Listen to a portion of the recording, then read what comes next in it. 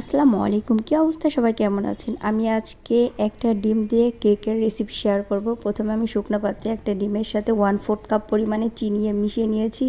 এখানে ভালোভাবে চিনিটার সাথে ডিমটা মিশিয়ে নিয়েছি।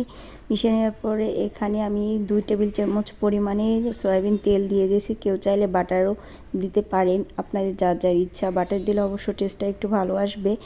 এরপরে আমি 1 চা চামচ ভ্যানিলা এসেন্স দিয়ে দিয়েছি, যাতে ডিমের একটা গন্ধ না আসে আর ভালো একটা ফ্লেভার আসে।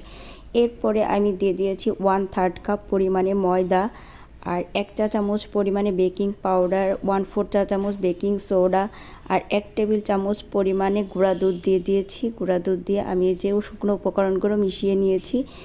এরপরে আমি বেটারের সাথে আমি শুকনো উপকরণগুলো ভালোভাবে মিশিয়ে নিয়েছি, যাতে ভিতরে কোনো বাবলস না থাকে। আর এর সাথে আমি কিছুটা পরিমাণে লিকুইড দুধ মিক্সড করে আমি এই বেটারটা তৈরি করে নিয়েছি। আর বেটারটা